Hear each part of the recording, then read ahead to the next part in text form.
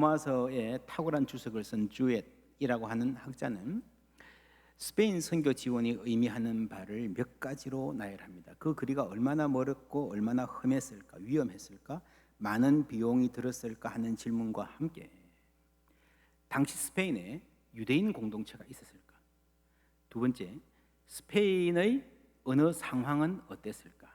그 다음에 스페인 사람들은 로마인들을 어떻게 생각했을까? 여러분, 첫째로 유대인 공동체는요, 바울은 유대인이잖아요. 가는 곳마다 먼저 유대인 회당에 유대인 공동체를 찾아가서 거기서 설교하고 선교를 시작했습니다. 물론 많은 유대인들이 복음을 반대하고 핍박했습니다. 그래도 수십 명이 반대해도 그 중에 한두 명이라도 마음을 열면 거기서 복음이 시작되고 교회가 세워지고 그러는 거예요. 그러니까 한 곳에서 쫓겨나고 얻어터지고 그래도 다음 도시에 가면 또 회당에 들어가요. 그런데 유대인 공동체가 없다면 어디서 어떻게 선교를 시작할지가 너무 막막한 거예요. 둘째로 언어 상황입니다. 바울은 아람어 플러스 헬라어에 능통한 사람입니다. 근데 서쪽으로 가면요, 로마에서 서쪽으로 가면 라틴어밖에 모릅니다. 누군가가 내가 하는 헬라어를 라틴어로 통역해줘야 설교할 수 있죠. 여러분, 소통이 원활하지 않은 선교사가 얼마나 힘든지 여러분 아시죠? 근데 문제는 스페인 사람들이 라틴어라도 제대로 알았을까 하는 겁니다. 여러분, 이 로마의 동쪽 지역은요, 그릭 이스트는 그리스 문명, 알렉산더 위에 수백 년 동안 그리스를 써왔습니다. 그러니까 웬만한 사람들은 조금씩 그리스를 다 알아듣는 동네예요. 근데 이쪽은 라틴 웨스트라 그러지만 얼마 안 됐기 때문에, 교육 수준도 낮았기 때문에 라틴어를 제대로 알아듣는 사람조차도 극소수였을 것이다. 그 토착어를 쓰는 거죠. 그럼 어떻게 합니까? 바울이 헬라어로 설교하고 누군가가 라틴어로 통역하고 그 다시 현지어로 통역해야 되는 이중 통역을 해야 되는 상황이 발생했을 수 있습니다. 바울이 갔다면. 그 대단히 힘든 상황이에요. 그러니까 여러분, 이게 말이 쉬워서 스페인이지 당시에 스페인이라는 그 거리 감각과요, 스페인까지 가서 선교한다는 것은 정말 보통 일이, 상상하기 힘든 어려운 일인 겁니다. 더 중요한 문제는 이 스페인에 사는 사람들이 로마인들을 어떻게 생각했을까? 로마에서 왔다 그러면 로마인들은 우리에게 풍요한 삶을 가져다 준 수혜자입니다 라고 환영했을까? 아니면 평화롭게 살던 우리 마을을 빼앗고 세금이란 이름으로 수탈해가는 침략자로 보았을까?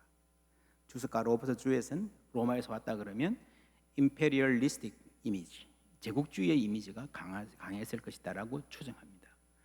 제국주의, 그거 현대적 개념 아닙니까? 아니에요. 여러분, 임페리얼이란 자체가요, 로마 황제의 군사적 권한을 말합니다. 임페리움이 거기서 나왔습니다.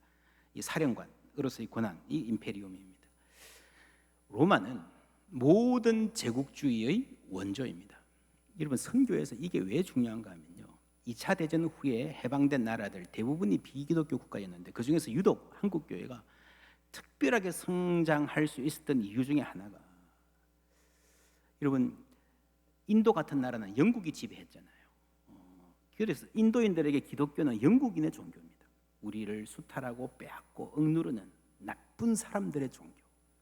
근데 한국은 일본의 지배를 받았다가 미국에 의해서 해방되었잖아요. 그렇죠?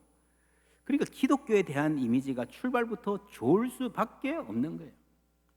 스페인 사람들은 로마를 무도한 침입자로 생각했을 가능성이 높습니다.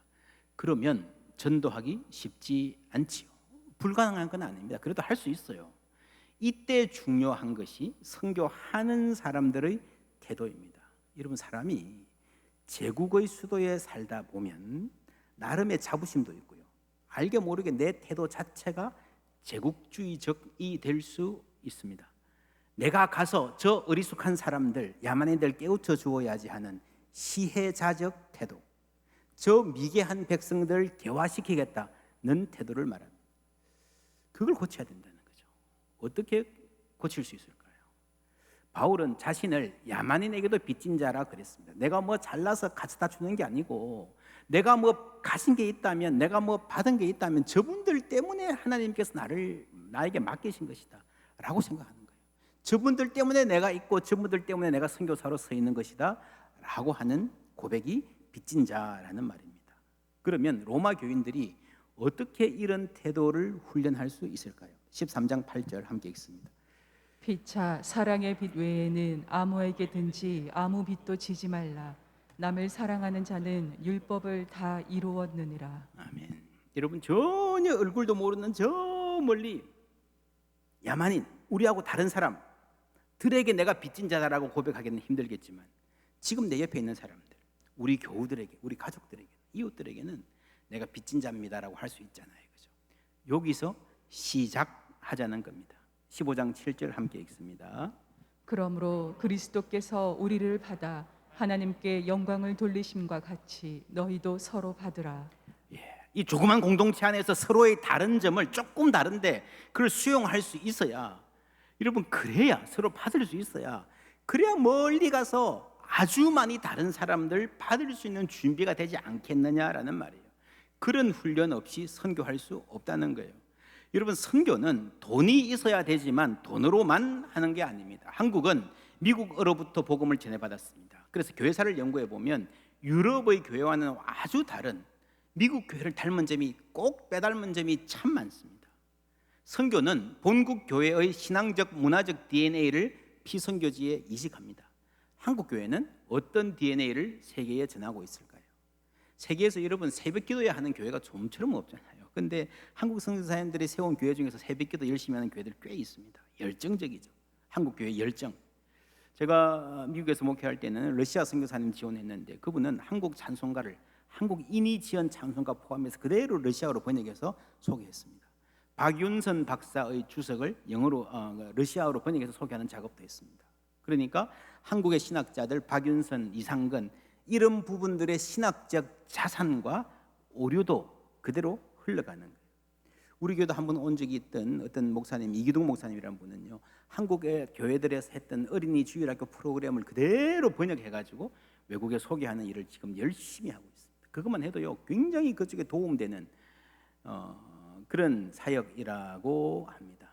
그러니까 그 모든 활동들을 통해서 교회의 제도와 뭐 교회 어떻게 하냐, 우리가 선교사로 가도요 우리가 어릴 때부터 자라면서 보고 배운 대로 하는 거거든요. 그래서 교회의 좋은 면, 열정, 그리고 혹 교회에 건강하지 못한 모습이 있다면 그게 선교지에 그대로 흘러가는 거예요. 경쟁하고 싸우는 교회가 있다면 그런 태도도 그대로 선교지에 이식이 되는 겁니다.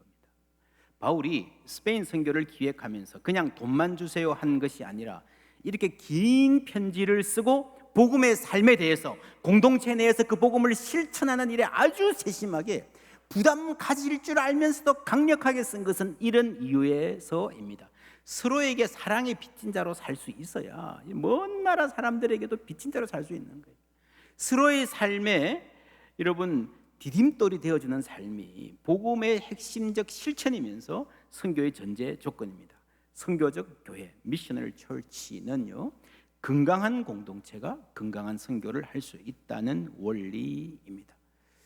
그렇다고 해서 건강한 공동체를 세우는 일을 완료하고 나서 그제서야, 그 이후에야 우리가 선교를 할 수 있다는 말은 아닙니다. 크리스토퍼 애쉬라는 분이 이런 말을 했어요. 로마서의 놀라운 점 가운데 하나는 로마 교회가 유대인과 이방인이 조화를 이루며 살기를 원하는 바울의 바람과 은혜의 복음이 도움이 필요한 바깥 세상에 넘쳐 흐르게 하려는 자신의 열심을 이들도 로마 교인들도 품기를 원하는 바울의 바람이 함께 간다는 것이다. 어느 교회도 복음의 열정을 품고 밖으로 나가지 않고는 복음의 조화 가운데 세워질 수 없을 것이다. 어느 교회도 동시에 복음의 평화 가운데 세워지고 있지 않다면 진정한 복음을 들고 밖으로 나가지 못할 것이다. 사람이, 어떤 젊은이가 선생님이 된다면 행실이 바뀌겠죠. 물론 교과서적으로는 인격적으로 잘 다듬어지고 나서 선생으로서 충분한 자격을 갖추고 모든 일에 학생들의 모범이 될 수 있어야 선생님 되는 게 좋겠지만 그거는 교과서고요. 조금 모자라도 웬만하면 선생님 돼서, 그래서 좋은 선생님 되기 위해서라도 내가 더 좋은 사람 되려고 노력하는 게 그게 여러분 현실적이고 아름다운 겁니다. 부모됨도 그렇죠. 여러분 부모의 자격 완벽하게 갖추고 부모 되는 사람이 누가 있겠습니까? 여러분 내가 좀 좋은 엄마 아빠 되기 위해서라도 좀 더 좋은 사람 되어져 가는 게 하나님이 이 아이를 위한 것이 되지만 나를 위한 뜻인 거예요. 여러분, 그게 선교입니다. 선교의 비전을 품고 선교를 잘 하기 위해서라도 우리가 제대로 살자는 도전을 안는 거예요. 바울이 스페인 선교를 꿈꾸면서 로마 교회가 그 파송 교회가 되기를 바라는 마음으로 편지를 쓰면서 행실을 고치라, 서로 걸림돌이 되지 말고 디딤돌이 되라고 도전하는 것은 이런 이유였습니다. 서로의 삶에서 디딤돌이 되어주는 이 작은 실천을 통해서 로마의 교회가 스페인 선교의 디딤돌이 될 수 있는 것입니다. 우리가 하나님의 선교에 동참하는 것은요, 착각을 하면 나는 다 구원받았고 나는 다 회복됐고 우리는 선교할 자격이 있으니 너희들에게 선교해 줄게, 그게 아니라 하나님의 선교라는 큰 과정에서 선교를 하는 교회와 받는 교회가 함께 구원받고 함께 회복되어져 가는 거예요. 그래서 여러분, 미셔널 처치, 선교적 교회라는 말은요, 선교가 빚어가는 교회입니다. 선교가 없이는 교회가 제대로 된 꼴이 될 수 없다라는 말이에요.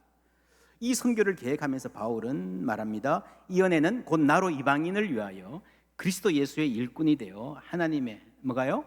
복음의 제사장 직분을 하게 하사 이방인을 제물로 드리는 것이 성령 안에서 거룩하게 되어 받으실 만하게 하려 하심이라. 그리스도께서 이방인들을 순종하게 하기 위하여 나를 통하여 역사하신 것 외에는 내가 감히 말하지 아니하노라. 여러분, 이방인들의 순종, 이것은 바울이 로마서를 시작하면서부터 자신의 인생의 목표라고 이야기했습니다. 그로 말미암아 우리가 은혜와 사도의 직분을 받아 그의 이름을 위하여 모든 이방인 중에서 뭐라고요? 믿어 순종하게 하나니. 믿음만이 아니라 믿어 순종하게 하나님입니다. 이 복음은요, 믿음의 순종을 가져오는 것입니다. 단순히 믿는다라고 말하는 것이 아니라 믿기에 순종하는 것까지가 구원이고 복음이에요. 이 복음이 뭡니까? 하나님이 다스린다라는 소식이잖아요. 하나님의 나라입니다. 그 소식을 듣고 알았어, 그렇구나, 하나님이 다스리는구나, 잘 알겠어, 끝. 그게 믿는 게 아니에요. 하나님의 통치를 믿는다라고 하는 것은요, 그 통치에 순종하는 백성이 되는 거예요. 지금까지는 로마 황제의 백성으로 그에게 복종하며 그가 로마가 우리 삶을 책임질 줄 알고 살았던 사람이 하나님의 백성으로 살아가는 거예요. 내 욕심의 노예로 욕심이 이끄는 대로 살았던 사람이 이제부터는 하나님의 뜻을 헤아리고 분별하면서 살아가는 거예요. 그게 구원입니다. 여러분, 하나님의 백성이 되는 것, 하나님께 순종하는 백성이 되는 것이 되어가는 것이 구원이에요. 그 순종의 삶은 하나님께 제물이 됩니다. 구약에서 사무엘이 순종이 제사보다 낫다라고 했죠. 오늘 말씀에 바울은 순종이 제사다라는 말입니다. 사실은 같은 말이에요. 사무엘이 순종이 제사보다 낫다라고 할 때는 형식적인 제사, 우리가 교회 와서 한두 시간 드리는 예배, 그 예배를 말하는 거예요. 그렇죠? 바울이 순종이 제사다라고 하는 것은요, 삶 전체가 넓은 의미에서 예배가 된다, 제물이 된다라는 말입니다. 여러분, 그리고 이 이방인들이 예수를 믿고 순종의 삶을 살기 위해서, 그 삶 전체가 제물이 되기 위해서는, 예배가 되기 위해서는 누군가가 제사장 역할을 해줘야 됩니다. 자신의 사역이 그 역할이라고 말합니다. 신약에도 여전히 이 역할이 필요합니다. 여러분, 제물이 된다는 것은요, 희생한다는 거예요. 그렇죠? 제물은 sacrifice, 영어로 sacrifice, 희생제사입니다. 모든 제사는 희생제사입니다. 희생 없이 제사가 없습니다. 바울은 어떤 희생을 말할까요? 빌립보서 4장 18절 함께 읽습니다. 내게는 모든 것이 있고 또 풍부한지라 에바브로디도 편에 너희가 준 것을 받음으로 내가 풍족하니 이는 받으실 만한 향기로운 제물이요 하나님을 기쁘시게 한 것이라. 아멘. 에바브로디도 편에 너희가 준 것. 바울이 로마 감옥에 갇혔을 때 빌립보 교인들이 헌금을 해서 보내왔습니다. 에바브로디도라는 사람이 들고 왔습니다. 그것이 하나님 보시기에 향기로운 제물이라고 말한 겁니다. 그 안에 빌립보 교인들의 희생이 담겨 있는 거예요. 헌신이 담겨 있는 거예요. 이제 로마 교인들이 스페인 선교를 지원하기로 결정한다면 그것 역시 상당한 희생을 감내해야 하는 것입니다. 당시 사람들의 경제적 수준은 그렇게 넉넉하지가 않았습니다. 그냥 별일 없이 사지 멀쩡하고 건강하면 열심히 일하면 큰 흉년이나 어려움, 전쟁 없으면 겨우 먹고 사는 수준이었습니다. 요즘 말로 하면 이럴 겁니다. 어떤 가정의 부모가 열심히 일해서 아끼고 아껴서 자녀들 학비되고 공부시킵니다. 근데 교회가 스페인 선교하기로 결정을 했어요. 그러면 아버지가 온 가족을 모읍니다. 얘들아, 교회가 스페인 선교하기로 했다. 우리가 예수 믿은 것 얼마나 감사하니. 그 사람들도 예수 믿을 수 있도록 우리가 도우면 참 좋겠다. 선교 헌금을 하면 아빠 엄마가 더 이상 너희 학비 못 보태줄 것 같아. 너희들 아르바이트해서 마련할 수 있겠니? 좋아요 아빠, 해볼게요. 아르바이트 구해볼게요. 그래, 아빠도 내일부터 도시락 싸서 출근할게. 점심값이라도 아껴야지. 뭐 이런 과정, 사실은 이거보다 훨씬 더 어려운 헌신, 희생을 거쳐서 초대교회의 선교가 이루어졌던 것입니다. 한국교회의 첫날도 다르지 않았습니다. 이렇게 모은 정성을 받은 바울은 말합니다. 빌립보서 2장 17절 함께 읽습니다. 만일 너희 믿음의 재물과 섬김 위에 내가 나를 전제로 드릴지라도 나는 기뻐하고 너희 무리와 함께 기뻐하리니. 아멘. 너희 믿음의 재물과 섬김 위에 보내온 헌금을 말하는 거죠. 그 위에 뭘 드린다고요? 전제, drink offering. 나 자신의 피를 뿌려서 함께 순교를 함으로 선교 사역을 이어나가겠다라고 하는 겁니다. 여러분, 많은 종교들의 제사장은요, 백성들만 드리지 자기는 드리지 않아요. 그렇죠? 근데 여러분, 예수님은 어떻게 하셨습니까? 예수님은 우리를 위한 대제사장이면서 스스로 제물이 되신 줄 믿습니다.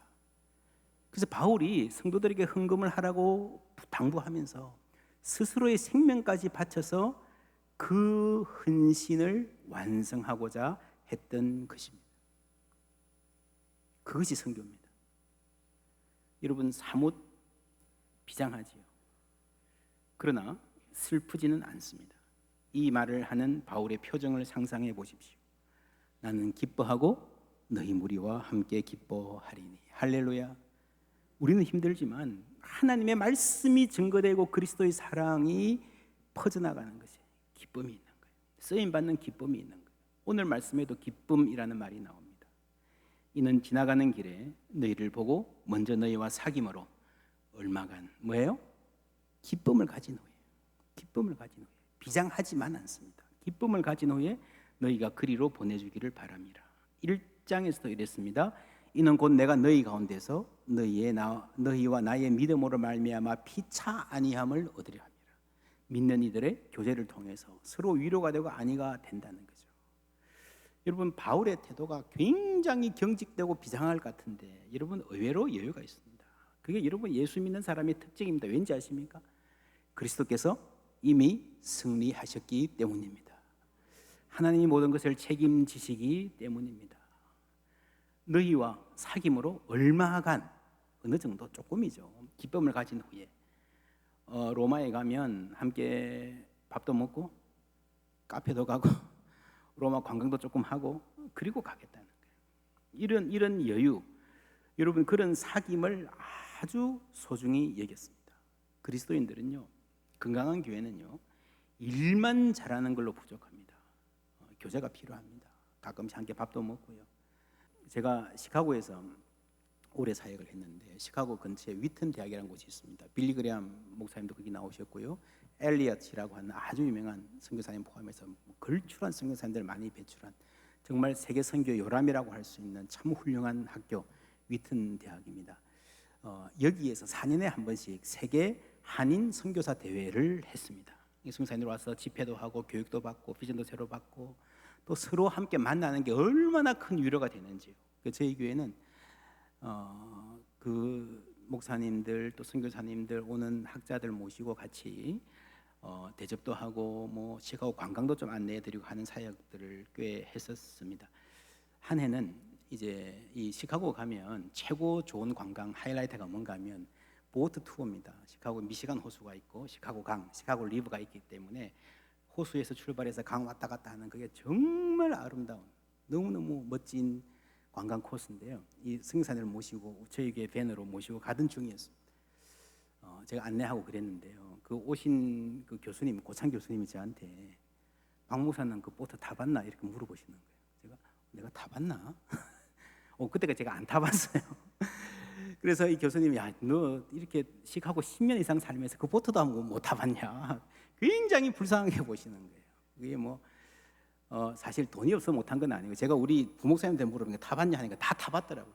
시카고 온 지 1년, 2년밖에 안 된 사람들 이미 다 탔어요. 저만 못 탔어요. 제하고 아내만. 그래서 그 교수님이 저를 굉장히 불쌍히 보자. 같이 타자 이렇게 같이 타는 적이 있는데 아마 제가 뭐 공부도 하고 목회하며 바빠서 정신이 없었던 것 같습니다. 근데 그날 밤에 지금쯤 되는 7월 초쯤 됐나요? 한여름 밤이었는데 그날 너무 좋았습니다. 하늘에서 별이 쏟아지고 바람도 얼마나 시원하게 부는지 그때 아름다웠던 이 호수와 시카고의 야경은 지금도 잊을 수가 없습니다. 아는 선교사님들이 정말 좋아하시는데 그 중에 한 분 특별히 좋아하는 분이 계셨어요. 그냥 처음에는 조금 우울한 분인 줄 알았는데 막 배 앞에 서서 막 노래도 하고 얼마나 그냥 심취해 계신지요. 근데 옆에 선교사님들이 그러시더라고요. 사실 저 선교사님이 선교 열심히 하시다가 작년에 사모님을 잃었습니다. 사모님 잃은 이후에 얼마나 힘들게 보는 사람들이 안타까웠는데 그날 시카고 와서 맛있는 거 먹고 이제 배 타러 가가지고요. 얼마나 위로를 받으시는지 그분이 좋아하시는 모습을 보고 그때 갔던 모든 선교사님들이 정말 더 큰 은혜를 받는 이런 게 필요하구나. 여러분 앞으로 우리 교회가 그런 사역을 좀 했으면 좋겠고요. 계속 미국에 사다가 이번에 이 선교사 대회를 한국에 와서 합니다. 한동대학에서 합니다. 놀랍죠, 그죠? 포항에서 이제 한동대학에서 하는데 물론 이제 올해는 코로나 때문에 몇천 명 이렇게는 못 오시고 한 300명 이렇게 와서 조금 작게 온앤오프로 하시는 것 같아요. 그래서 저희 교회 권사님들이 가서 간식 섬기는 거 도와드리고 저희 교회가 작지만 선물도 드리고 그렇게 하려고 준비하고 있습니다. 오늘 맥주 감사 주일입니다. 지난 상반기 동안에 우리에게 베푸르신 은혜를 감사하는 날인데 개인적으로 또 가정에 감사할 일들 많겠지만 우리 교회로서도 참 감사한 일이 많습니다. 우리 교회가 무엇보다 점점 이웃들을 돕는 사역이 늘어나고요. 끊이지 않고 사랑과 선행의 소식이 이 6개월 동안에도 계속되었음을 무엇보다도 감사드립니다. 그리고 그런 소식들이 전해질 때마다 공동체가 함께 기쁨을 누리잖아요. 하나님 주신 기쁨인 줄 믿습니다. 지난 주간에 우리 교회가 스터디 바이블 정정했다는 소식을 언론 보도를 통해서 많이 보도되어서 접한 분들 계실 겁니다. 목회자들을 위해서 참 좋은 성경책이 출간되었는데 제가 딱 보니까 너무 좋은데요. 이게 한 권에 10만 원이에요. 그리고 이게 쉽지 않잖아요. 작은 교회 목사님들이 목사님들 다 한 권씩 가져가시면 딱 좋겠는데 그래서 우리 교회가 110권을 구입을 해서 포항 지역 자립대상 교회 목회자들에게 선물했습니다. 우리 교회 부목사님들께도 드리고요. 전국을 대상으로 추천받아서 몇 권은 이제 선물하는 이벤트도 지금 진행하고 있습니다. 코로나19로 여러 가지 많이 어렵고요. 얼마나 도움이 필요한 부분, 교회 시설부터 시작해서 얼마나 많은지 몰라요. 요청도 많습니다. 사실 우리가 다 도와드리면 좋겠는데 그렇게는 못해요. 그러나 무엇보다도 교회를 말씀 위에 세우는 사역이 가장 소중한 사역 아니겠습니까? 우리가 좀 다른 거 없어도요. 정말 교회가 말씀 충만하면 이 어려움 잘 이길 수 있을 줄 믿습니다. 그래서 우리 교회가 함께 기도하면서 우리 주위 교회들 할 수 있는 만큼 최선을 다해서 돕고 선교사님들을 섬기고 또 약한 이웃들을 품는 이런 헌신, 이 헌신을 통해서 하나님 영광 받으시기를 원합니다. 하나님이 영광 받으시면요 우리에게는 기쁨이 넘칩니다. 하나님 영광 받으시면 내 주문에선 돈은 나가도요. 우리 이 선물도 올리브 헌금으로 했는데 여러분 얼마나 힘든 가운데 헌금하신지 제가 잘 알고 있습니다. 정말 쉽지 않은 헌금들을 하셨습니다. 그런데 그것을 통해서 하나님이 영광 받으실 때에 우리 가운데 기쁨이 넘칩니다. 여러분 주는 것이 받는 것보다 복되다 그러셨잖아요. 그 기쁨이 빚어가는 교회 그런 가정 되기를 바랍니다. 정말 간절히 바라기는 우리 자녀들이 주는 것이 복되구나. 나도 주면서 나누면서 살아야 되겠다 하는 것을 눈으로 보고 몸으로 익히고 살았으면 좋겠어요. 그래서 우리 포항제일교회가 이 어려운 때에 하나님께 소망이 있음을 세상에 보여주는 복된 교회, 또한 우리 각 가정이 그러한 가정들 되기를 주님의 이름으로 축원합니다.